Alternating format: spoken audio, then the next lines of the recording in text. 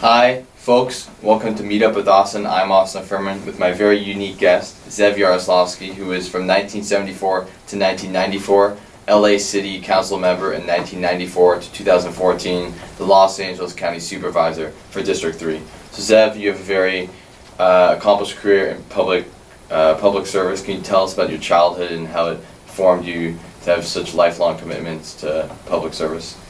Well, I was born in Boyle Heights and raised in Boyle Heights for the first 8 years of my life. My parents were both Hebrew teachers, Jewish educators in New York, and then when they came out here to Los Angeles, that was what they did for a living. They were labor activists. My dad founded the first Hebrew Teachers Union in Los Angeles. Both my parents were very active in the Zionist movement, the creation of the Jewish state in Israel.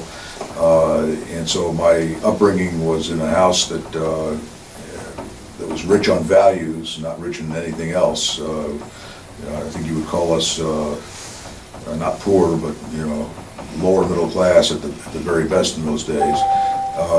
All of our discussions were about social justice issues, politics, policy issues, history. My dad was also a history teacher. So my values, both from my parents and from my upbringing in the community of Boyle Heights, which was a diverse community in those days, significant Latino population, Japanese population, still a Jewish population in those days, and some white Russians who had come here during the 20s and 30s. So it was a very diverse community, and people there valued relationships.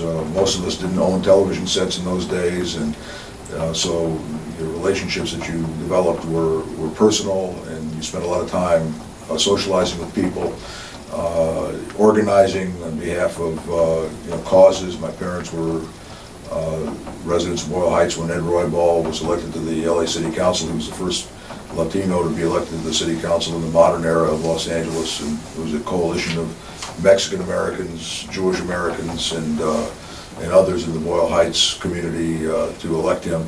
So that was my upbringing, and certainly it has informed my life and my values in so many ways. The values you formulate in your early years stay with you really forever. Was there one person who really affected you the most, more than anyone else? I mean, you said your dad was a history teacher.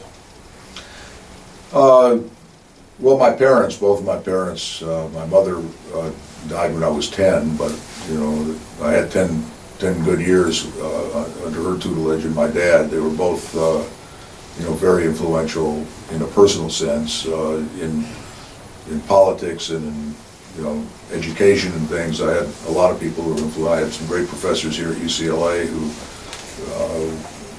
really were terrific people and taught me a lot about how to look at problems and how to contextualize issues, and not just look at things individually, but out of context. But what's the context of the times? And I was an economics and a history major at UCLA, and got my master's in history as well.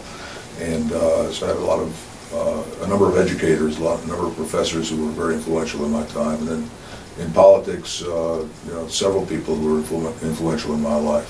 Former Senator Scoop Jackson, Henry Jackson from Washington, with whom I worked when I was active in the Soviet Jewry movement.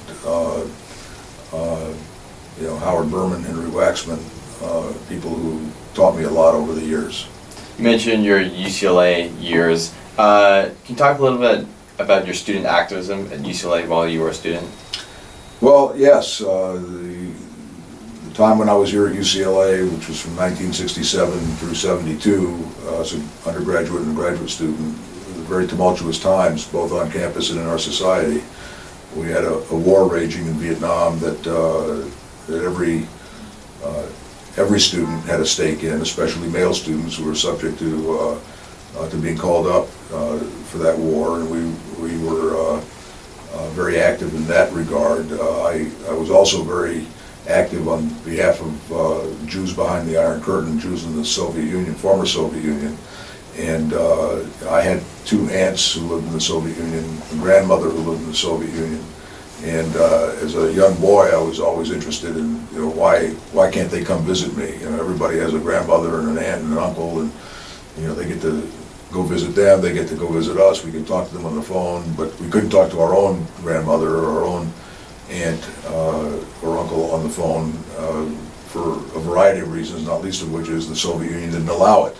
And so I had this obsession about why people behind the Iron Curtain, especially Jews who were persecuted and discriminated against in the Soviet Union, why that was the case, and then what could I do about it. So as a student, I formed an organization here on campus that ended up being a federation of student organizations all over California to advocate on behalf of Soviet Jews. We marshaled people for demonstrations. When the Russians came into town, we would picket them, and when a Russian ship came to the harbor, we would picket them. One time we even rented a dinghy in the harbor and went and spray painted a Russian freighter with the slogan, let my people go. And it was an effort to put pressure on a superpower to mobilize public opinion in support of our cause, and later to actually use the United States Congress to pass a law, which was passed by Scoop Jackson, that tied favorable trade agreements with the Soviet Union to free emigration. It was called the Jackson Amendment to the U.S.-USSR trade bill back in 1974. And so I got very involved in that. I spent most of my waking hours, if I wasn't studying, and some of my professors would say I didn't spend a lot of time or enough time studying. I spent all my waking hours working on behalf of Soviet Jews, running the organization. Ultimately, we developed a national organization.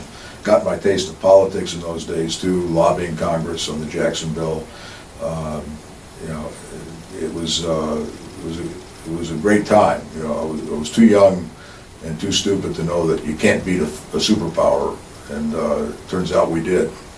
Mr. Yaroslavsky, I have to ask you, what was it like to be elected to city council at such a young age of 26? Well, it was interesting. I had a pretty full life by the time I turned 26. I traveled a lot. I'd been to the Soviet Union 3 times. I risked my well-being when I went to the Soviet Union a couple of times. I had a worldview.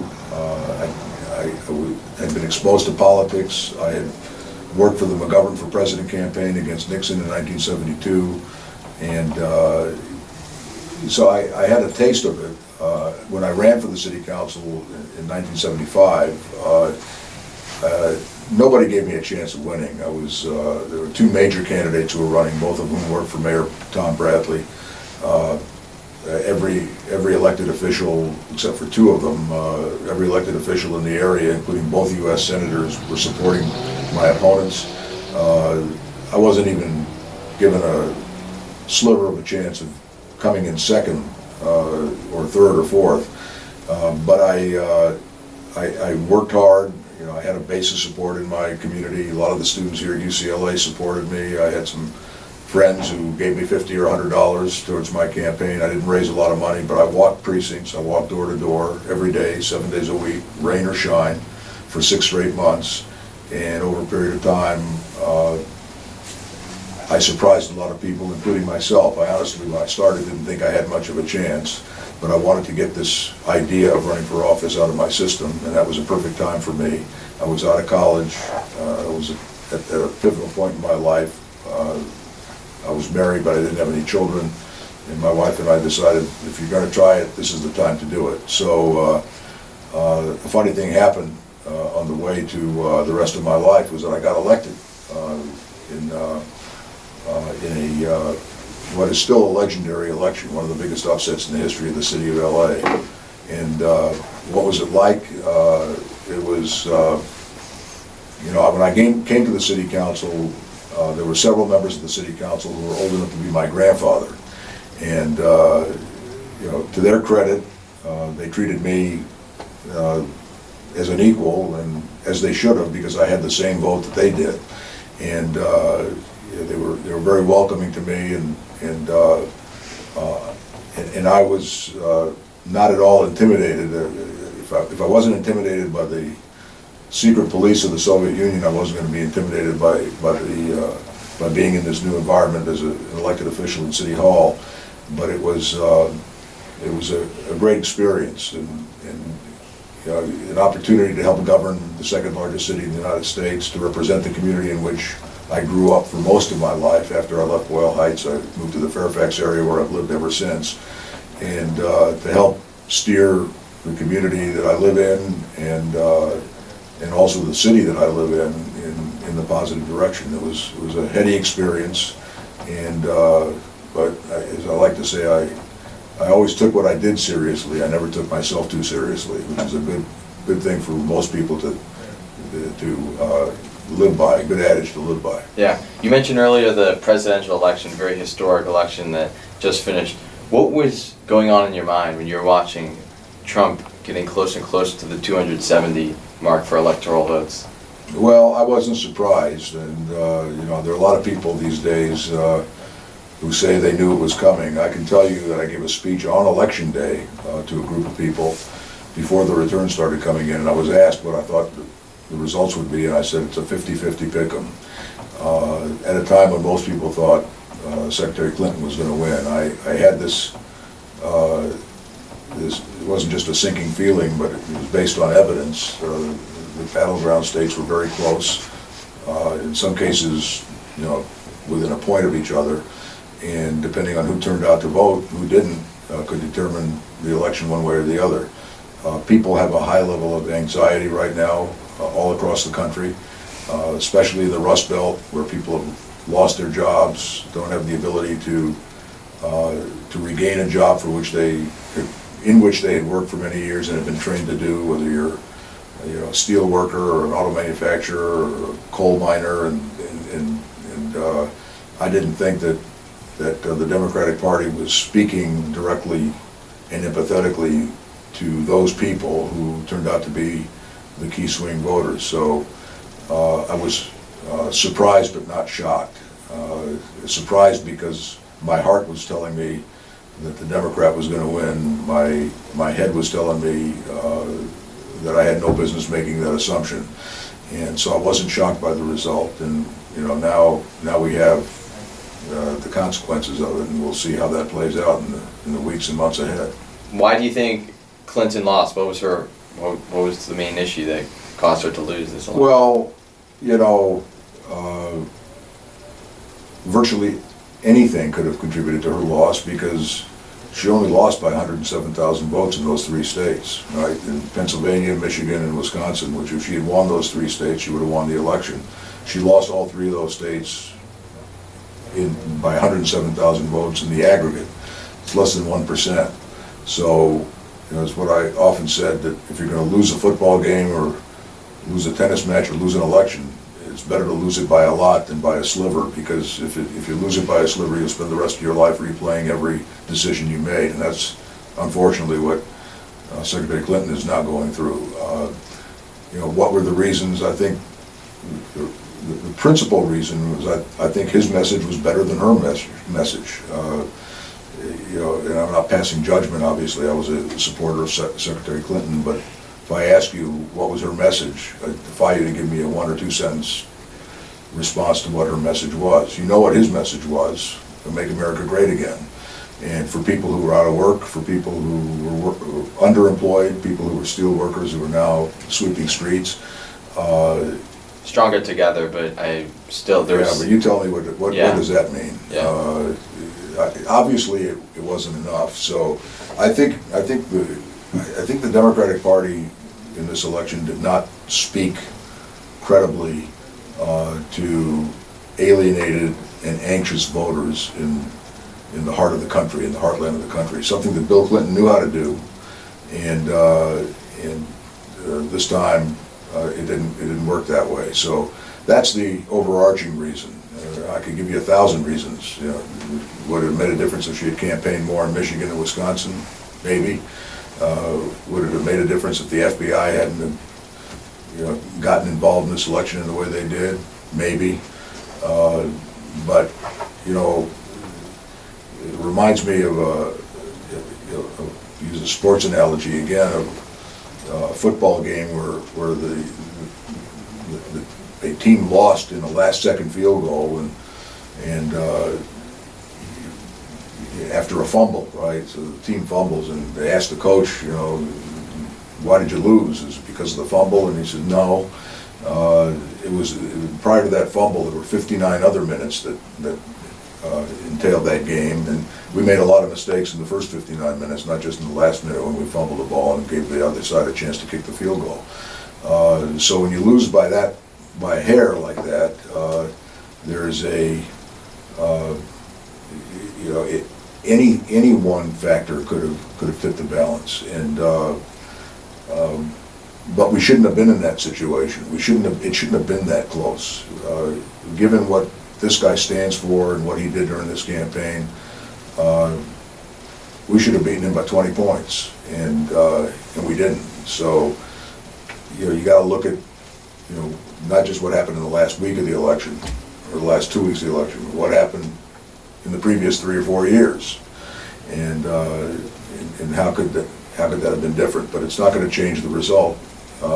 But you got to analyze why this happened so that we can go forward and have a chance of regaining the Senate, if not the House, certainly the Senate and the White House in the years ahead.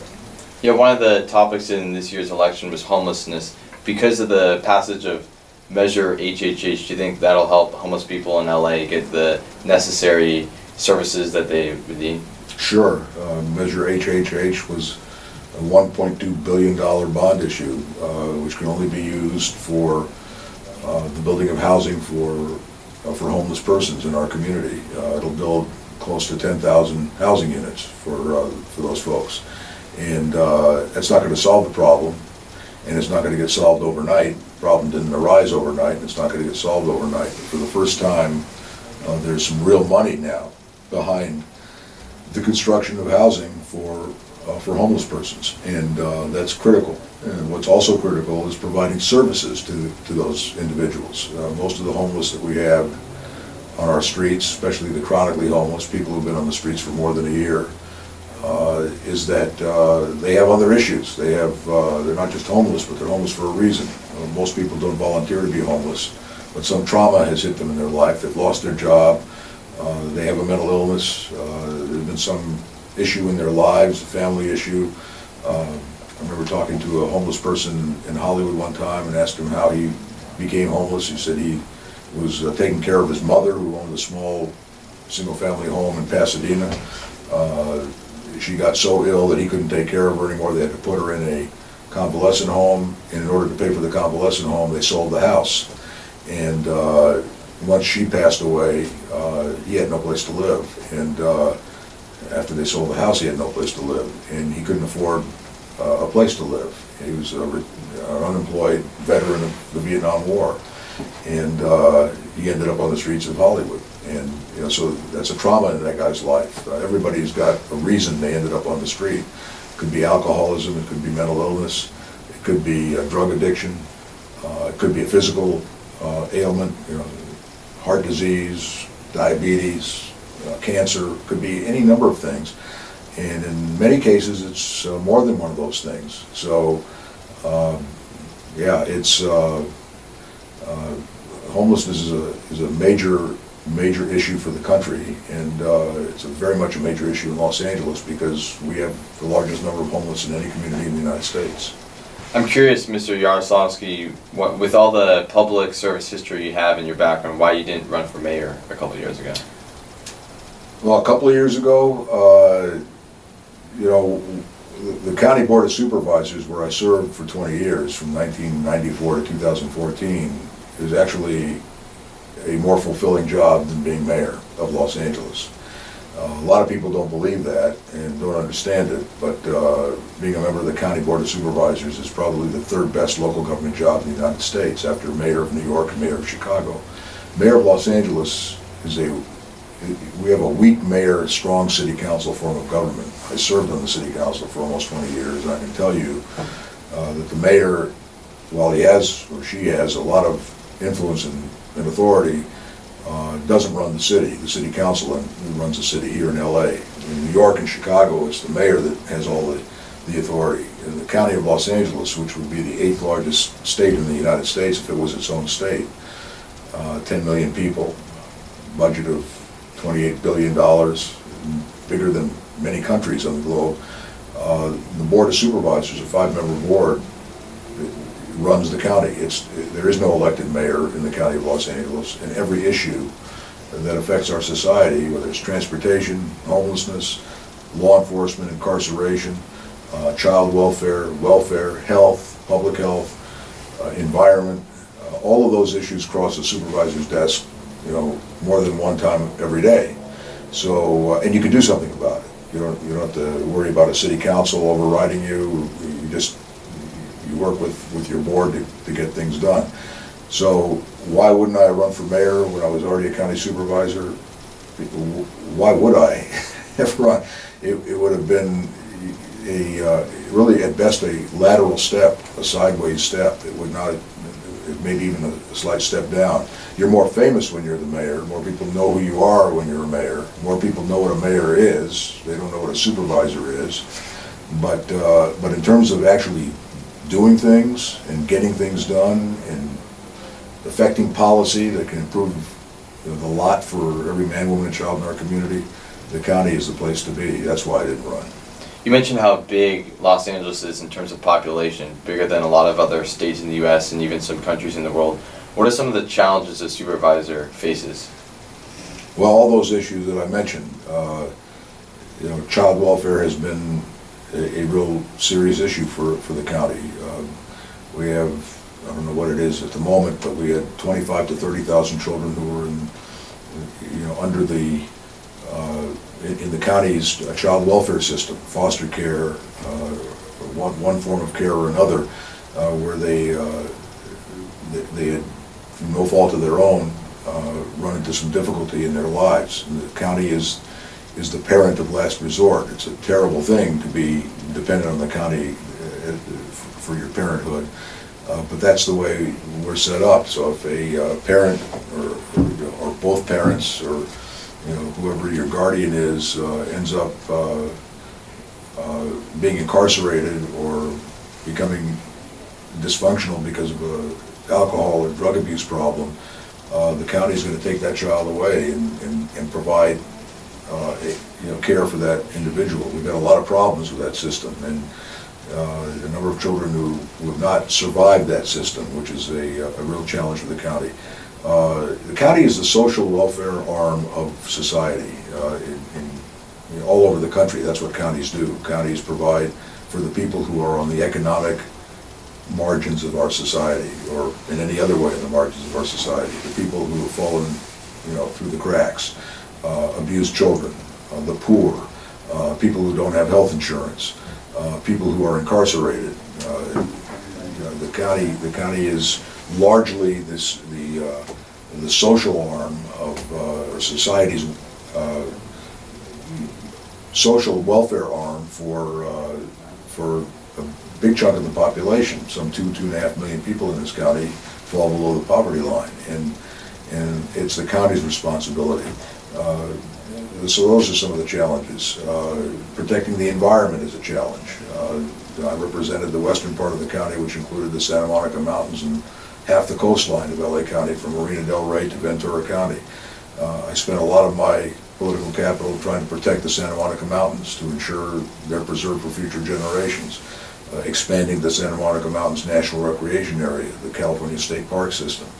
And if we couldn't get it into the public domain, if it were privately owned properties, to strictly regulate development of those properties so that if they do develop it, they do it in a way that is compatible with the environment, doesn't destroy the environment. So that was an issue. Transportation, of course, has been a huge issue for LA County. Traffic congestion and transportation, public transportation in particular. Each member of the County Board of Supervisors serves on the Metro Board, the MTA Board. So developing funding mechanisms to expand our rail system, our busway system, has been a principal responsibility and challenge for for a county supervisor. So in 2008, we put the third half-cent sales tax on the ballot and got it passed. It takes 2/3 of the people to approve a tax in California, and we got that approved by the voters of LA County.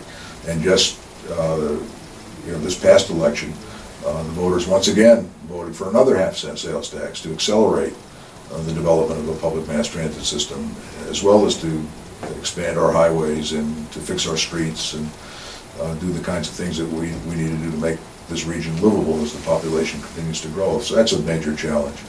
The fun part of the job, but also a challenging part of the job, is that LA County is the cultural arm of the county.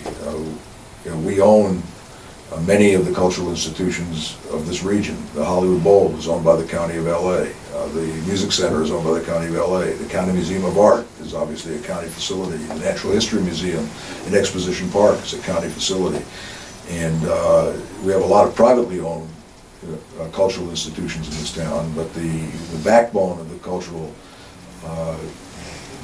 mosaic of LA are publicly owned facilities. So I've had the privilege of being very involved in the remodeling of the Hollywood Bowl, making it a 21st century venue for the performing arts. Up until recently, it was really a 1950s venue. I was very instrumental, very involved in the construction of the Walt Disney Concert Hall, which is an iconic, after a little over 10 years, is now one of the most iconic cultural institutions in the world.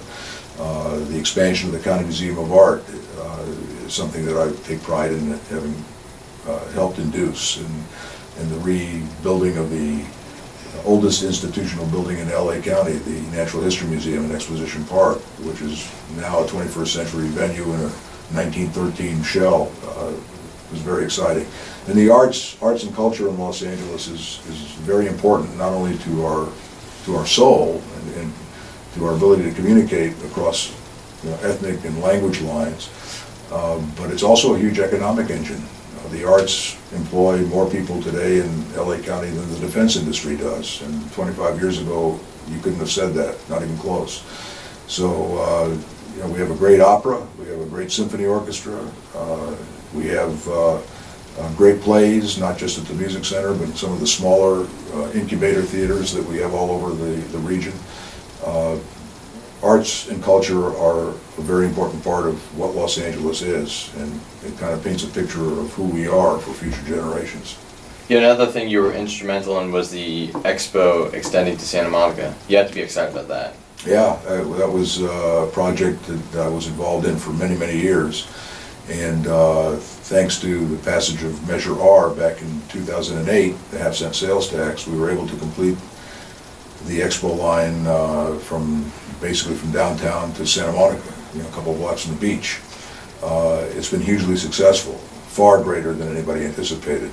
Last I checked, the expo line was carrying 45,000 or so passengers a day, which is huge, and it's going to be, it's growing every month as people get used to it and realize that you can spend 2 hours a day in your car going to work and 2 hours a day getting home from work, or you can spend an hour in each direction on the Exposition light rail line and transfer to the blue line or to the red line. Or, every time we build a new segment of a transit line in this town, we're not only serving that segment, but we're connecting that segment to the rest of the transportation system. So when we extended the light rail line, on the Expo light rail line to Santa Monica from Culver City, we didn't just connect Santa Monica to Culver City. We connected Santa Monica to downtown, to Pasadena, to Long Beach, to the San Fernando Valley. So it's a whole that is bigger than the sum of its parts. And the Expo line was the first transit line, public rail transit line to be built in the west side of Los Angeles since the red car was dismantled back in the early 50s, late 40s, early 50s. That was a huge deal. We had a lot of opposition to it, just like we have opposition to the extension of the subway, and from your school board. But once we got going, once we built it, you don't hear a lot of negative comments about it, other than it's overcrowded, which it is, and that's something that Metro needs to deal with. But I'd rather it be overcrowded than empty. And one of the things that we've demonstrated at Metro over the years is that Angelenos will get out of their cars. There's this myth that Angelenos would never get out of their cars. They'll never divorce themselves from their single occupant cars. It's not true. Angelenos are not stupid. If they can get somewhere from point A to point B in less time via public transit than they can in their car, and at a fraction of the cost, they'd rather do it the cheaper and more expeditious way. Why wouldn't they? Some people will never get out of their cars, but what we find is on the Expo line, we found it on the Orange line in the San Fernando Valley, and when the subway opened, is that a significant percentage of people who use that are first-time users of our public transit system. And I think the faster we grow the system and the more comprehensively we grow the system, the more people will get out of their cars because it offers them more options to get from point A to point B to point C to point Z than they have now. So we've got to build a better mousetrap than the car, and we're in the process of doing that. Wrapping up, meeting up with Austin, I'm curious, Mr. Yaroslavsky, do you have any parting thoughts for the younger kids, the younger generation that maybe want to pursue a career in public policy?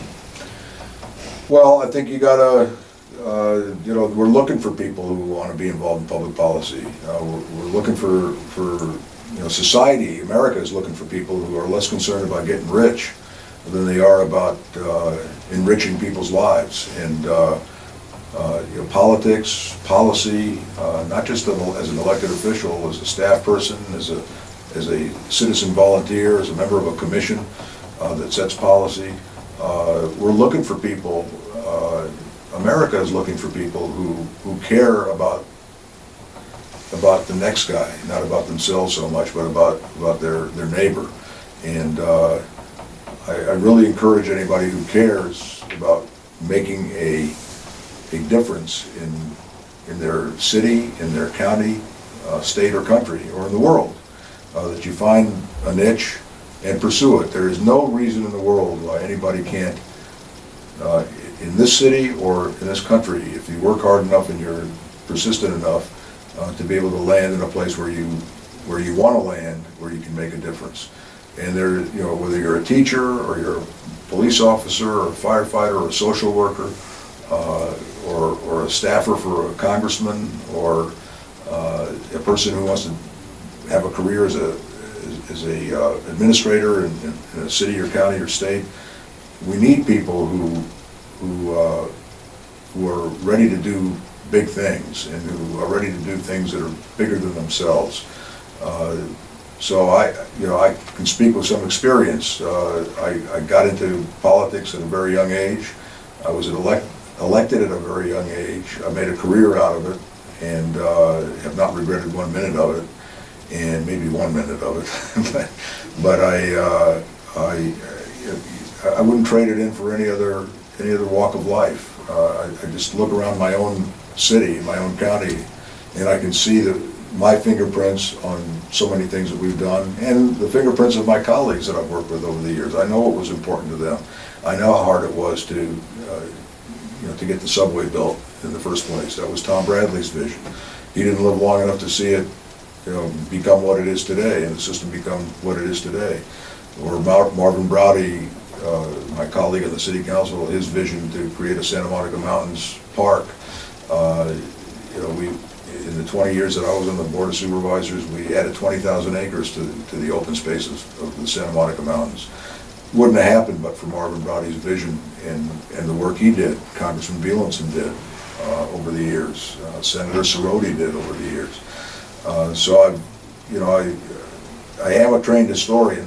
That's what I got my graduate degree here at UCLA. So I tend to look at things through a historical lens, and when I see stuff around town, I just don't see it in a snapshot in time that I'm driving by it, but I think of how did we get to that point at this particular moment? How did that park get built?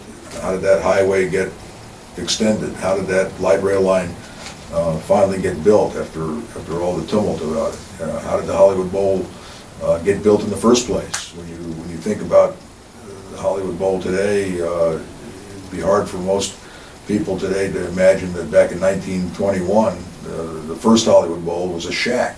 The stage was a shack, and there were no seats. It was just a natural bowl. People sat on the hill and they watched the orchestra play in the shack. And when the season was over in the summer, the shack, got worn out and destroyed by the elements during the winter. They built another shack, and it wasn't until the late 20s that they actually built the shell, that the iconic shell that we recognize today.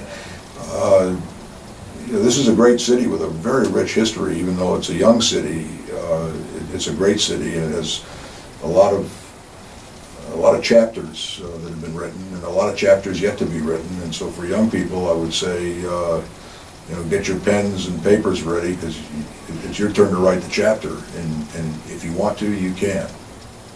Zev, thank you. All right, my pleasure, Austin. Thank you. Zev Yaroslavsky, ladies and gentlemen, I'm Austin Fuhrman, and we'll see you next time on Meet Up with Austin.